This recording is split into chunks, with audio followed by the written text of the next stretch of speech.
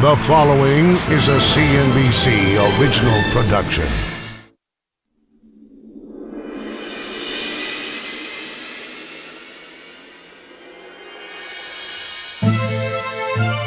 You want to have nice jewelry, great. You want to have a couple great houses, great. You know, there's a paradox to the wealth. You pick the number. Is it 100 million? Is it 200 million? I don't know what the number is, but over some number... Do you know what the number is for you? I would rather not say it.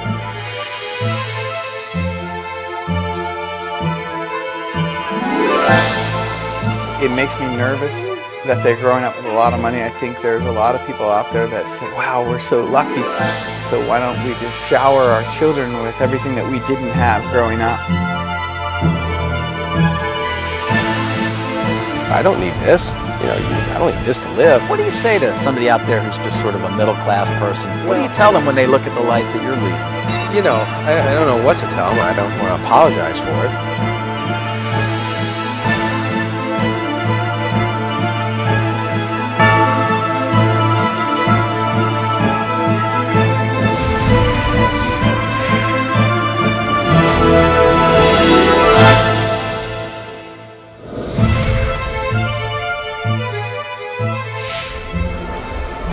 Lot number 224, ladies and gentlemen, the 1933 Rolls-Royce Phantom II Continental. You have all admired this car. What a stunning Rolls-Royce it is. The Rolls-Royce has long been a symbol of great wealth. Shall we start the bidding, please? Once, such wealth was a rarity, confined to a small group of people. Today, their ranks have swelled so large that the super rich have created a world of their own. Go ahead, 275 now. Populated by men like Tim Durham, a financier from Indiana who's worth over $75 million. When most of us need a new car, we take a drive to the local dealer. When Durham looks for an automobile, he flies to Europe. I'm actually in London because there's an auction here of some fairly significant cars. Durham, 45 years old, made his millions from leverage buyouts. His strength is buying undervalued companies. His weakness is cars. They do have phone bidding and internet bidding, so these days you could stay right at home in Indianapolis and bid on an auction, but it sure is nice to be in London. It's a great privilege to be able to do this. On this day, he has his eye on this Rolls-Royce, which is on the block for a colossal sum. This car is being sold tonight, ladies and gentlemen, for $3,250,000 now. Do I hear $3,350,000 now? 3.5, that's the bid. Yep. Thank you. Durham finds the weak dollar puts him at a considerable disadvantage as the bidding exceeds $7 million. We sold the car at $3,550,000. What a car. So he returns home without a new car, for now. That doesn't mean he has to worry about hitching rides. On any given day, when Durham visits his two-story garage, he can drive off with the Rolls he already owns, a Lamborghini, a Duesenberg, or even this $1.8 million Bugatti. There are several worth between $1.5 and $2.5 million. How many cars do you have in here? In here, about 20. I've got 20 on this level and maybe 15 or 20 on the level below. And then maybe 30 or 40 kind of scattered around the country and in restoration and certain museums and that kind of thing. So almost 70 cars or so. Right around 70. I lose count sometimes. You have a favorite down here? Well, the Bugatti's the newest, and so it's one of my favorites. What's it cost to change the oil? I don't know, but the tires are expensive. I had a nail in the tire. It cost $22,000. $22,000 to change the tire. Change the tire. One yeah. tire. Durham grew up in a middle-class family, typical of his peers at the very top of the income ladder. Today, he lives a life of opulence in which money, or the lack of it, is rarely a concern. His main residence is this 30,000 square foot, 8-bedroom home with a pool, 2 state-of-the-art kitchens, 3 bars, an exercise room, home theater, and about 20 TVs, including 2 in his bathroom mirror. We wallpapered the ceiling, which is another unusual treatment, but my decorator can do a lot with an unlimited budget. So And Is that what it was? yeah, I came out to be an unlimited You're budget. a decorator's favorite client. As striking as Tim Durham's lifestyle may seem for its apparent excess, he is far from alone. The super rich have become a species unto themselves. Welcome to the new Gilded Age, where huge fortunes have been made by more people faster and at a younger age than ever before. This unprecedented wealth has been sparked by advances in technology, which has brought leaps in productivity, which in turn has created vast amounts of money. An explosion in global trade has allowed that money to be invested all over the world. The result?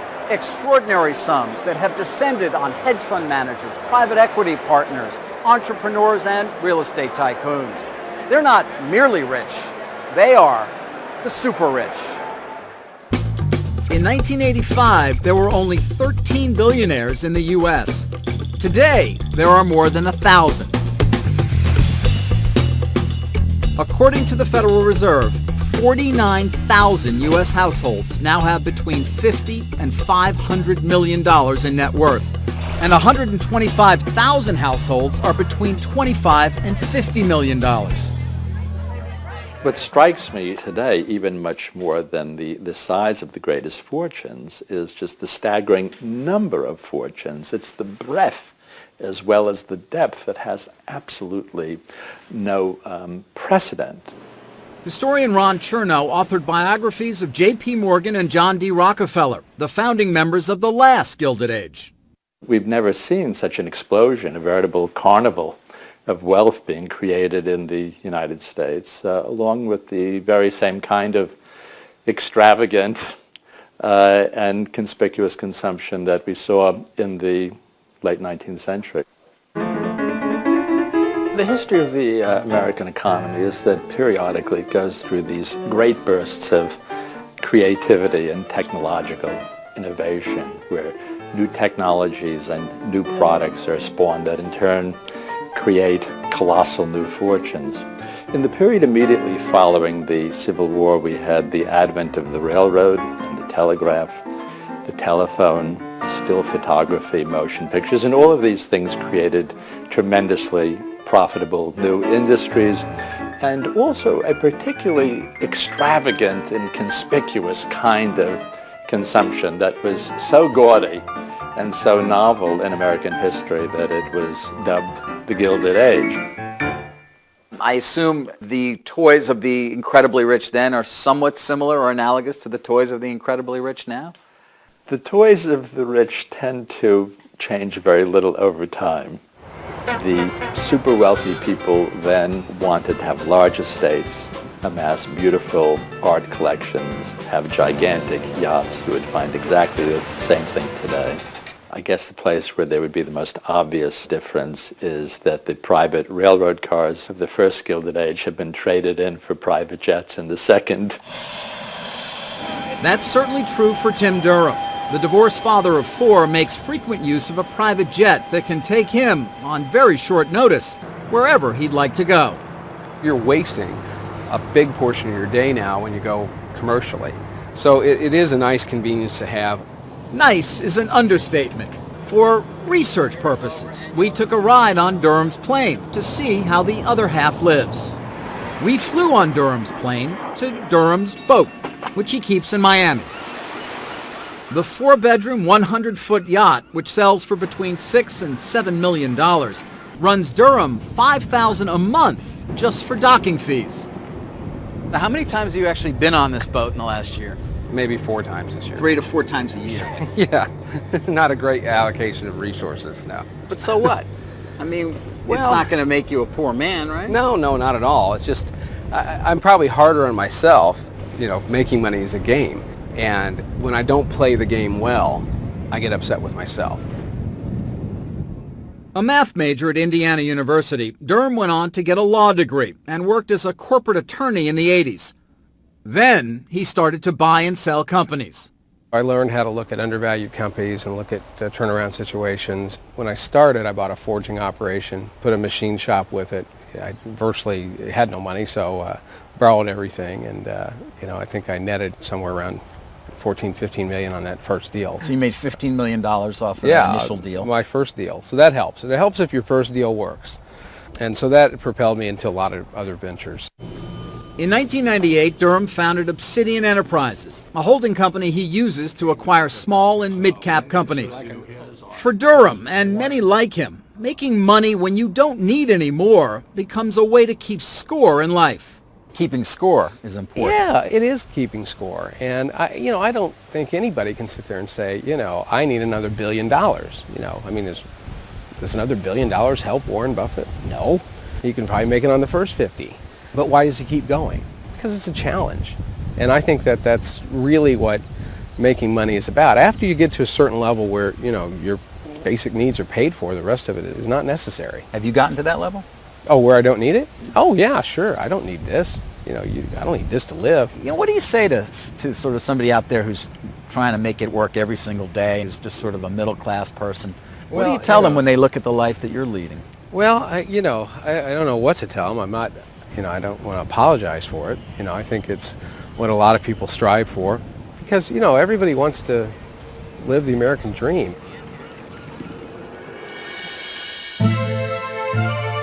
You've obviously had great success as it's defined, and I would assume you've become a wealthy man. You could describe me as wealthy. And when you hear me say that, you don't believe it? It makes me cringe a little. I say, geez, am I really wealthy? And then I think about, okay, if I'm wealthy, what's the responsibility that comes with that?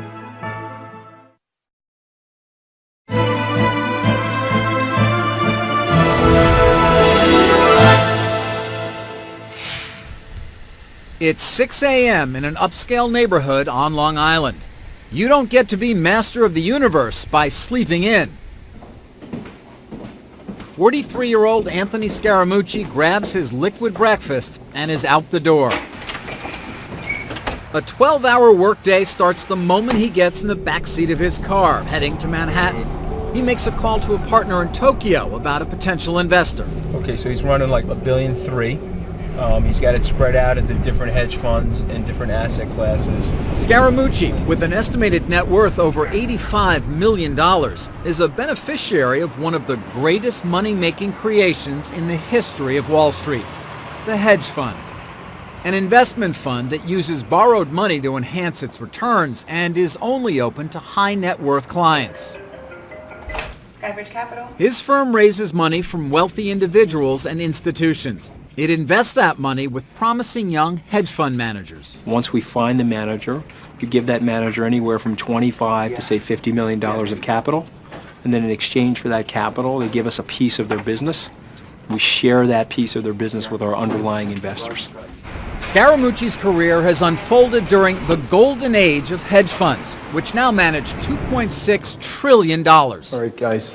This unprecedented infusion of cash has made many in the business incredibly rich, including Scaramucci. You've obviously had great success as it's defined, and I would assume you've become a wealthy man. Fair to say? Yeah, you could describe me as wealthy. And when you hear me say that, you don't believe it? It makes me cringe a little. I say, geez, am I really wealthy? And then I think about, okay, if I'm wealthy, what's the responsibility that comes with that? I've met a lot of rich people. You get the spoiled, entitled person, and you get the hard driving person too. Just gives this whole blend. Like many of today's Wall Street titans, Scaramucci grew up middle class and has always been a striver, financially and academically. I wanted to break out of that middle class band of wealth, no question about that. Were you the first kid in the family to go to Harvard Law School? Yeah, definitely. I can tell you there's no Scaramucci Law Library at Harvard Law School, that I can tell you. After law school, Scaramucci joined Goldman Sachs. Within a decade, he was running his own hedge fund. Soon after selling that hedge fund, Scaramucci launched Skybridge in 2005. There's a Dubai hedge fund conference in March. I want to get us to these conferences. Great networking opportunity. Scaramucci makes his money the old-fashioned way, with long hours, hard work, and a relentless drive. He may not have to work, but boy, does he. I've been traveling like crazy. I'm probably putting 70 to 90 hours a week on a given week. I'm probably on the road something like 100 to 125 business days a year. Despite the tough economy, there are still plenty of people with plenty of money to invest. Don't worry, bro.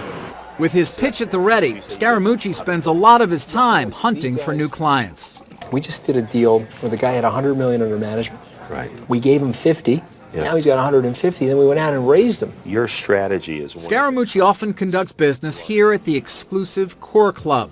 It's populated by the newly moneyed elite, most of them from Wall Street. Get a good stretch all the way through. The club opened in 2005. Scaramucci, a founding member, paid $100,000 to join. That's it.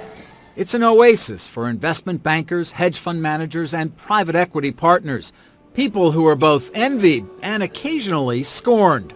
There's righteous people out there that'll throw eggs and tomatoes at the whole Wall Street crew.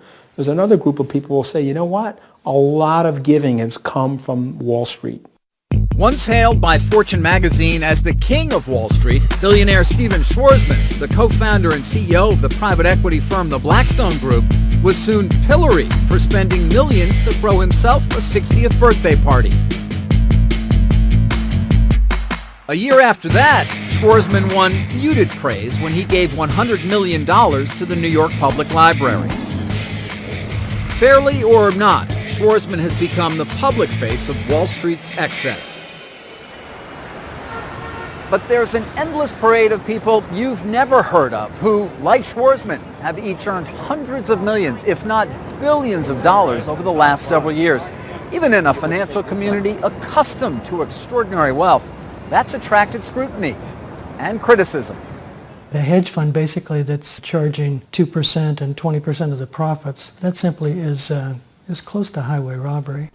When Bill Gross attacks the new heights of Wall Street's compensation, he knows what he's talking about. He's the founder of PIMCO, one of the largest fixed-income investment firms in the world, and a billionaire himself. We spoke to him at his weekend home in Newport Beach, California, located just a few miles away from his main residence. We don't need $1 billion to $1.5 billion worth of income per year in order to justify our existence.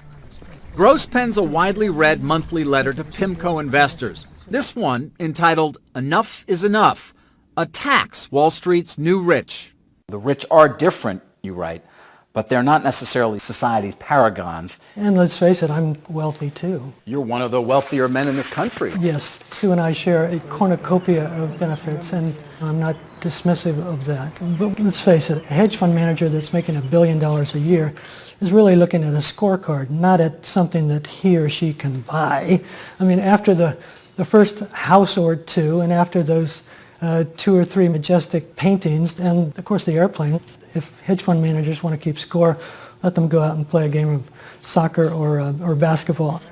These days, with all the money that's descended on their industry, Gross says those hedge fund managers don't even need to be at the top of their game to make a fortune.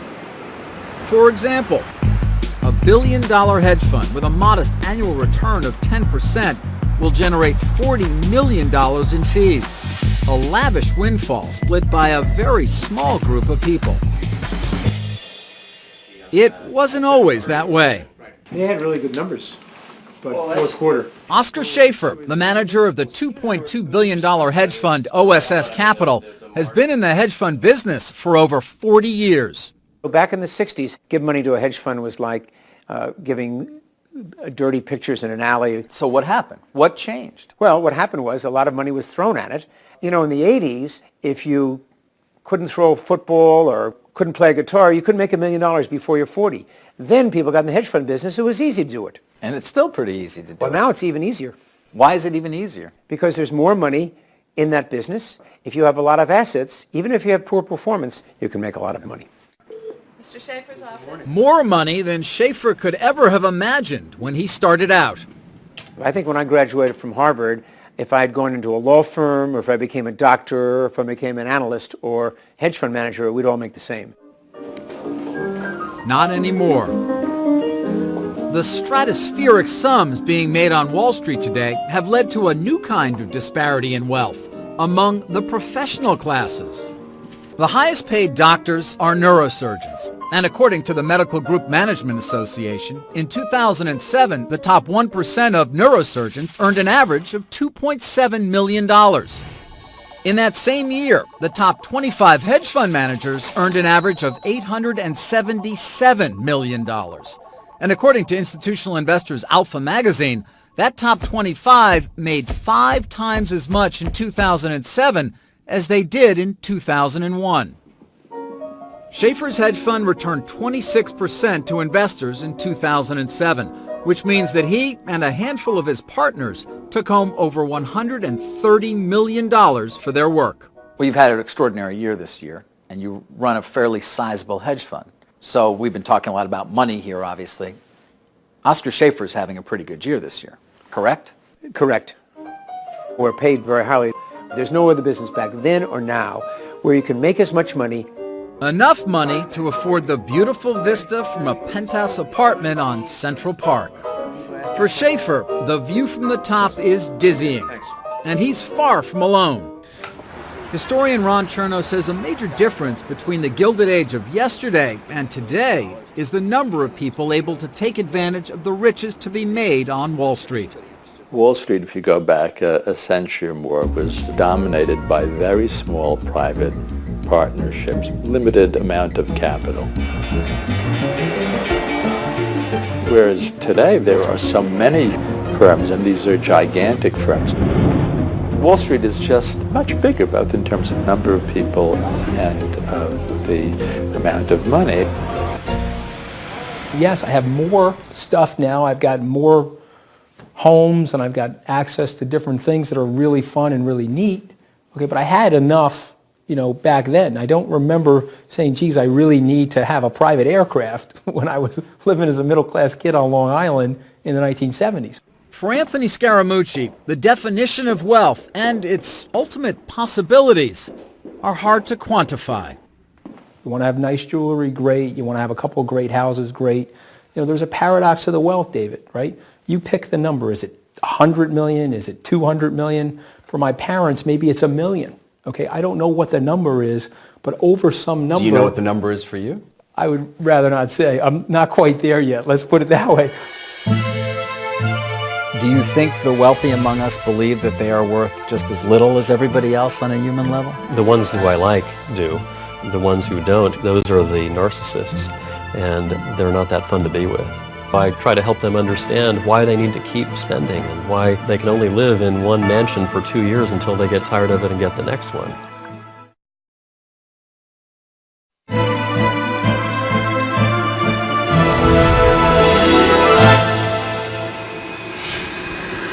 Bill Fisher has become rich by catering to the rich. His travel agency, Fisher Travel, charges $100,000 just to become a client. Yep, you heard that right. $100,000 to become a client, and after that, $25,000 a year to stay on as a client. Before they pay for any travel that you book for them. Exactly. And they pay this. They pay it. For those princely sums, Fisher and his staff fly around the world, making sure the places their clients stay are fit for royalty. I like to travel the way the clients travel, to know exactly what they need and what they want. And while Fisher's clients aren't dukes and duchesses, they do share the same gilded lifestyle.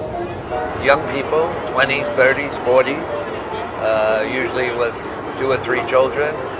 They travel with their nannies. So these are all the conveniences that they want because they live in these humongous homes and they don't want to travel any differently. When you go to the top, they want higher than the top. We joined Fisher on a trip to Turks and Caicos, where he went to inspect a resort called Parrot Key, located on its own private island. He was greeted at the airport by the property manager. Welcome, how was your trip? And made his way to the island the only way you can get there, by private boat. Parrot Key is a favored refuge of Wall Street's heavy hitters. Mid-price villas here cost $2,200 a day. Homes like this one rent for $10,000 a day. Comes with a full staff and butler and is very sellable. Fisher has been booking trips for the wealthy for over 25 years. But it's only in the last few that the ranks of those able to afford his services have exploded. plenty of clients that we have today are in the billion-dollar league. And there's more clients than places to get into. The demand is unbelievable. Bigger than you've ever seen it? Yes. What kind of money are we talking about that people are willing to spend? We did a wedding in Florence, and that was $15 million. You know, we break down walls for people to give them larger accommodations. When they don't have it, I'll call up a general manager. I said, Wolfgang, I need a 3-bedroom suite. He says, Bill, we only have 2-bedroom suites. I said, I know that. Maybe you could speak to your engineer, break down a wall and connect another room. He says, I call you tomorrow. You break down walls in hotels? Yes. Next day he called. Just for somebody who may come and stay for a week? Bill, you have your 3-bedroom suite.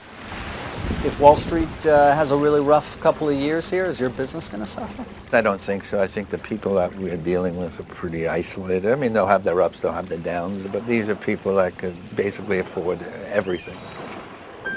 But Turks and Caicos is not an island unto itself. A quick jaunt around another island of great wealth, Manhattan, reveals the lavish spending of the new super rich knows no bounds. Recession be damned. According to wealth research firm Prince & Associates, 80% of people with a net worth exceeding $30 million say they plan to spend more in 2008 than they did in 2007. Doesn't seem to be much of a recession around the 5th Avenue and 57th Street location of town. These $2,500 pumps and others like them are so popular that Saks Fifth Avenue recently expanded its shoe department. It's so large, it was given its own zip code. I love shoes. She looks for designer shoes, and I know it's going to cost me money. At a recent store opening, Gucci debuted $18,000 handbags, but they're not even close to the highest priced item in the store. This big trunk is probably the most expensive item in the store, is $250,000. Audemars Piguet customers shop for watches that cost more than some homes. We start at $10,000, and the most expensive watch that we sell with a diamond on it retails for $800,000. The potential, even with an economy which is a little bit tough right now, is unbelievable. At Bulgari, sales of one-of-a-kind jewelry like this $1 million engagement ring are its fastest growing segment. And as for the ultimate prize, the private jet, in 2007, despite soaring fuel costs, sales were 34% higher than they were in 2001.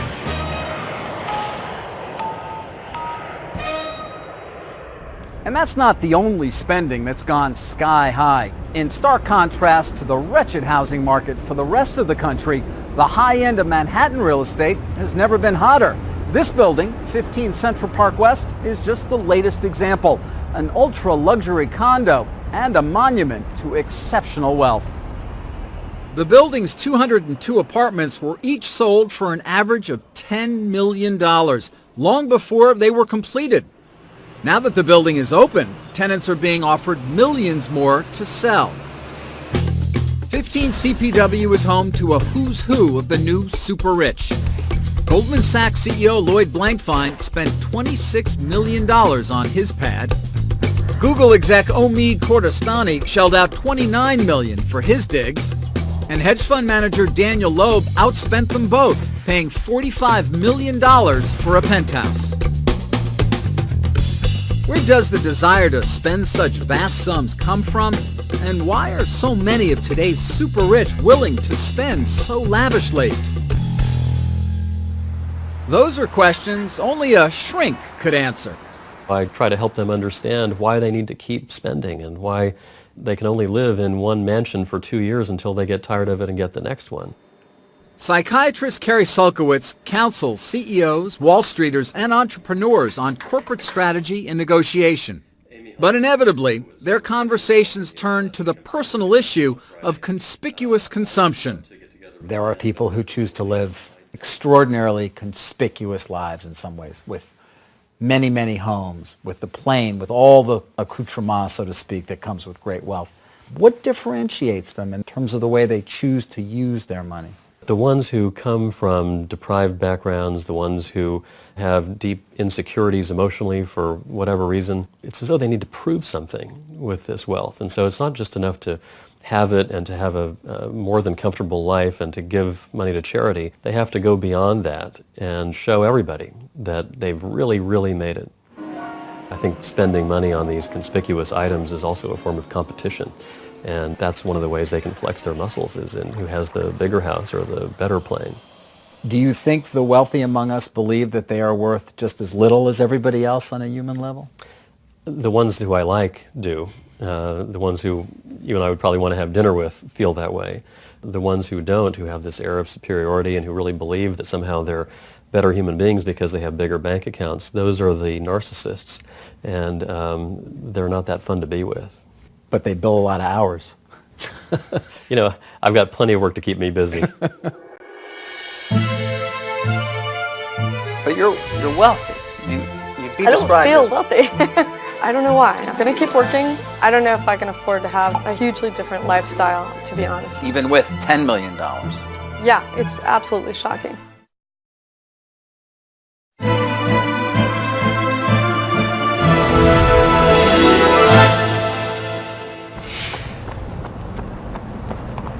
You might think Hal Steger, a 50-year-old Silicon Valley entrepreneur worth a few $1 million, could finally take some time to relax. But Steger is eternally on the run. Have a good day. Love you too. As the vice president of marketing at a software company, Good morning. he works 12-hour days and weekends. He's now at his 12th startup in 23 years. I would assume you've seen a lot of people make a lot of money. I have. I've seen hundreds of people who have made at least single-digit millions, if not tens of millions of dollars. What are you doing after school? Coming home. How much money do you have? We have between $3 million and $3.5 million. That's our net worth. Most people in the country would say that is a rich man. They would, but it's all relative. $3 million is not as much as it used to be. You can't afford to have the butler and the limousines and things like that. If you take into account things like saving for retirement, for health care, for college education, don't get me wrong, we don't have to worry about our next meal or about our next mortgage payment, but still it's not like when we were younger thinking like you would have $1 million. With a $3.5 million net worth, though, what I'm hearing you say is you do worry about money. Absolutely, yeah. And so it has come to this. More than 9 million people in the U.S. are millionaires, but many of them don't feel rich. It's a condition so common it has a name: middle-class millionaires. Do rich people buy more detergent than poor people? Robert Frank, an economics professor at Cornell University, explains the phenomenon. We have people who, by any measure, might be described as wealthy, but who don't feel wealthy at all because they're in such proximity to the incredible wealth that you're describing. In every group, the pattern's been the same. So if you're a wealthy person, the people at the top of your group will have gained in wealth much, much more than everyone else in the group.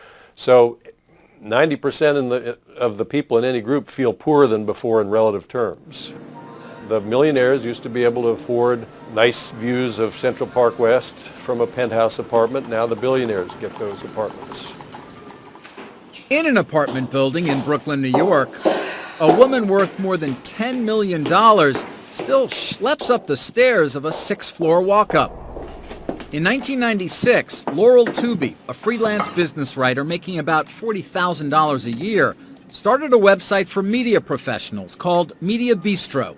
By 99, we were making money off the job listings, and that's when it really started to pop. And I raised capital in 2000, and then built the business from there. In July of 2007, Tooby sold her website for $23 million, more than enough to join the ranks of the rich. Or so she thought. Oh my gosh, you should have seen my family's faces. That's got to be life-changing, right? Well, that's what everyone said. I was expecting a huge, huge life change, and it hasn't panned out yet. After taxes, Tooby ended up with about $10 million. She and her husband still live in the apartment she bought in 1994. They want to buy a larger loft across the river in Manhattan. But on that island, a few million may not be enough for the home of their dreams. You walk into a space that is $4 million or upwards of $4 million, and it's no bigger than this apartment, and it's dark. I know it sounds like a huge amount of money, but it's not in New York City. Right. But you're wealthy. I mean, you'd be I don't described feel as wealthy. I don't feel it. I don't know why. I'm going to keep working. So are you any happier with the 10 million than you were before? I would say there's definitely less anxiety around money. I don't know if I can afford to have a hugely different lifestyle, to be honest. So you decide what you are, and then... And just as Professor Frank described, it was only when Tubi became a multimillionaire that she recognized the huge gulf that separates the merely rich from the super rich. When we first got the windfall, as I like to call it, I called up everybody I had ever met in business who was really wealthy and asked them a bunch of questions. What are your luxuries that you spend on? And one of the guys said, oh, you're going to want to get a percentage in a jet. As if. Well, I later discovered he's got hundreds of millions of dollars. He has no conception of someone like me and what you can and cannot afford. So it was kind of absurd. It would be gone in a second if I did that. So what was your takeaway from all those conversations? After talking to really rich people, I felt very humbled, and I felt lucky that I could do anything at all, which is buy an apartment and have some savings put away for a rainy day and for retirement. I was shocked by how different they were living life than how I was going to live life. We're in a new Gilded Age. This is the new railroad baron. These businesses, these hedge funds, it's unbelievable what's going on out there. You're just a bit player then, aren't you? Oh, yeah. I feel that way. With $10 million. I guess. I've told my children that majority of our estate will go to charity. I do feel that to leave them everything would be a mistake. You're really going to give most of your money away to charity? Oh, definitely.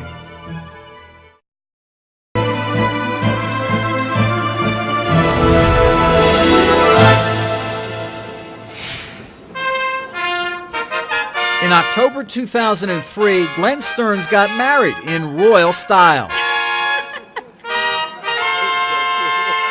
The wedding, attended by 500 guests, was held at Stearns' 15,000 square foot mansion in Newport Beach, California.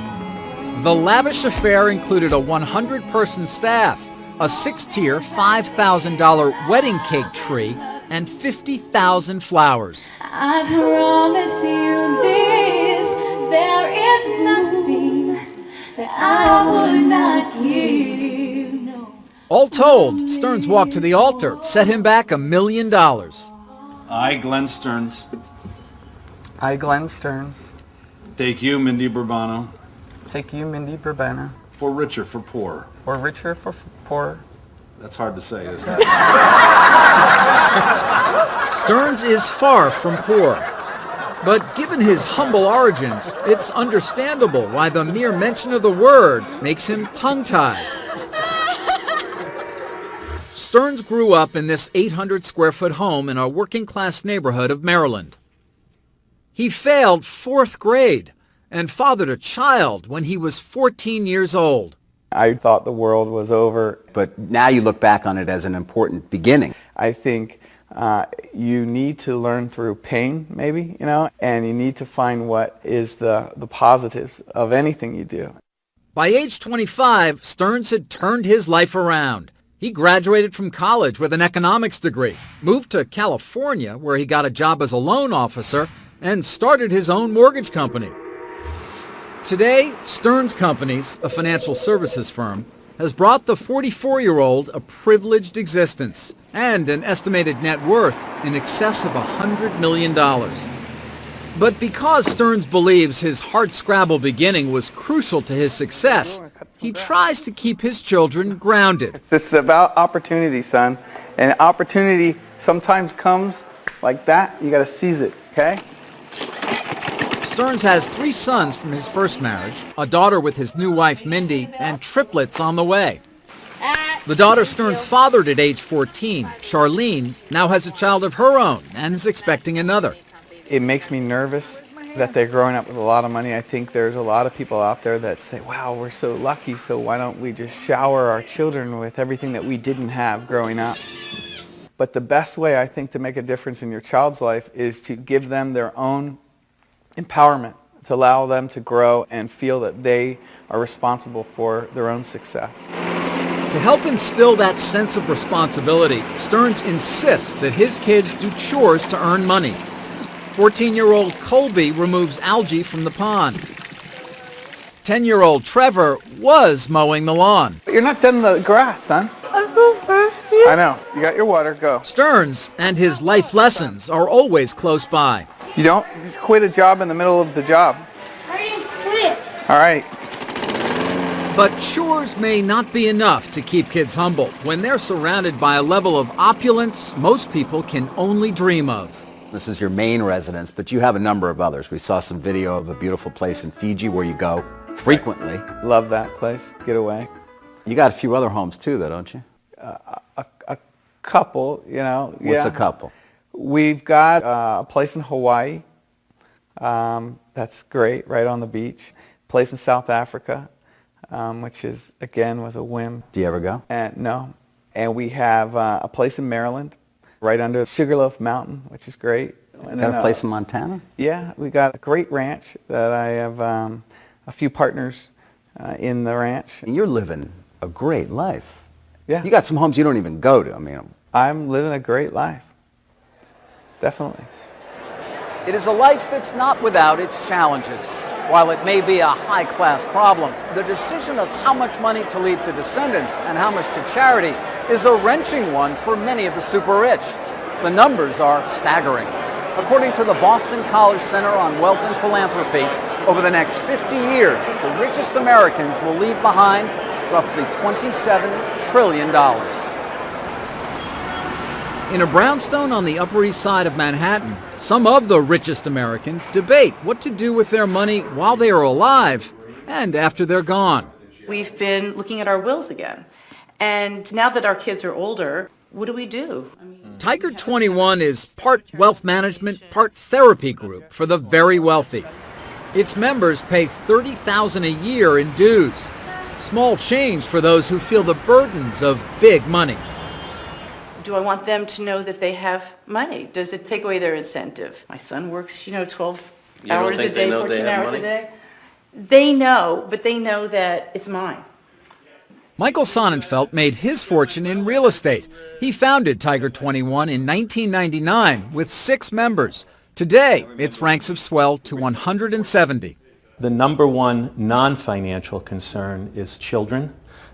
Since most of our members are self-made, they had a pleasure in triumphing on their own and meeting the challenges. And yet, because they've been successful, their children have been brought up in a very different environment. It makes me a little nervous as to... Some of our members think they should leave their children a small amount of money so that they have the kind of drive that the members themselves have. So inevitably then that leads to issues of philanthropy. Well, if I'm not going to leave all of my money to my kids, do I become more or less philanthropic now? My kids are in good shape. It's a dilemma familiar to hedge fund manager and Tiger 21 member Oscar Schaefer. He recently gave $10 million to New York Hospital. After I gave my kids some money in the last year or two, I basically have all the money going to charities. My view is that if you're lucky enough to have made it, you should give some back. And I know a lot of people, sons or daughters of wealthy people, whose wealth has basically crippled them. 120 years ago, Andrew Carnegie said, "The man who dies rich dies disgraced." Many of today's super rich give voice to that belief when they talk about their own plans.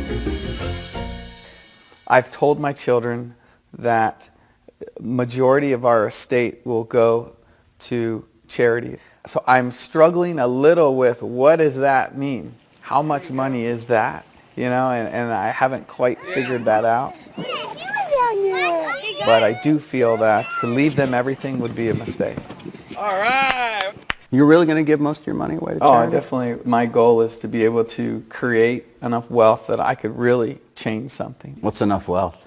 Every time you hit one mountain, you think you're at the top and you keep looking. 5 years ago, it was about creating as much wealth as I could and having as many toys as I could get. And now it's different. Now it's about making a difference. So you're done buying toys? I didn't say that.